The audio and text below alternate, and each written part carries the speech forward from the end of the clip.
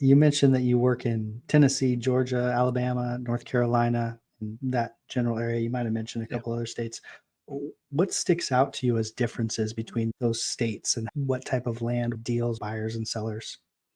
Yeah, it's for me, each of those states has micro markets. So each of those states has different types of cultures, if you would. Even just take from North Carolina, where I'm at, you've got the mountains on one side and you've got the beach on the other side. And so it's a Mhm. very different mindset of someone wanting to buy in the mountains versus someone wanting to live at the beach. And then in the middle, you've got Charlotte, you got Raleigh, Durham, Triangle. So a lot of technology, a lot of growth and entrepreneurship, and a lot of new business opportunities and corporate growth in these middle markets of North Carolina. And where are people going to live? Where are they going to get away? What are those natural attractions around there that they're going to be easily able to escape to on the weekends? Are there lakes and campgrounds and state parks or whatever it is in between? So it's really just understanding each of those areas. And I feel like having those 6 states that I primarily focus in to begin with, I was a little bit outside of my skis because that's a lot of ground to cover and really know all the intricacies about. So within those 6 states, I picked my favorite areas that I try to stay within. And in general, it's where I've had the most success or I feel most comfortable at, and where the legalities are in my favor. Those are the types of things that I look for when I'm looking at different markets and trying to understand what the differences are in the deal structures, the buyers and the sellers in each of those. So it really is, you just take a swath of a section of a state and you could probably have 3 or 4 different buyer and seller personalities within that small swath of sample size.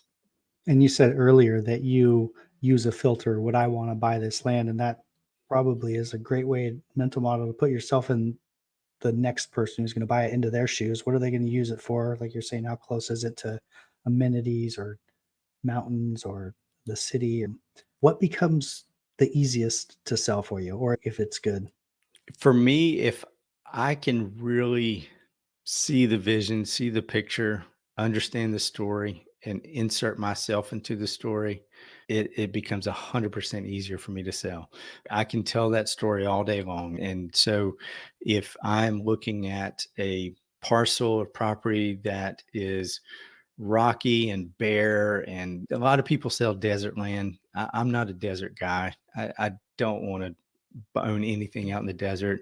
It's just me personally. Other people love it and they make great money with it, but I'm not going to be as passionate about it. I don't really want to be there. So I'm not going to be super excited about telling you all the features and the benefits of living in the desert. For me, I'm more mountains and water, rivers, camping, outdoors, adventure type stuff. And so that's why I try to stay within those areas and specifically certain pockets within those markets. And that's what fits who I am, and that I can help really passionately tell the story and help sell the property on the backside.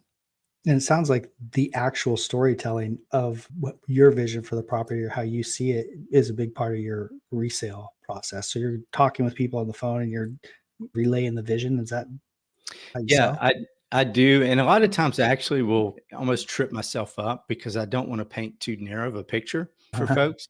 But at the same time, I know that if I can really express how excited I can get and people catch that, there's a chance they're going to be like, that's really cool. I don't really do that, but that guy seemed pretty excited about the possibilities were. I should check into that a little bit further. I like to create the story, but yet know that it's not the only story. So I try to be mindful of, hey, if this is a great place to build a tiny home, some people may not want to live in a tiny space. Could you come and go in an RV, or do you have room to build a proper size dwelling on that property? And it's trying to tell the story and that I see, but yet being open and mindful of it's not the only story to tell.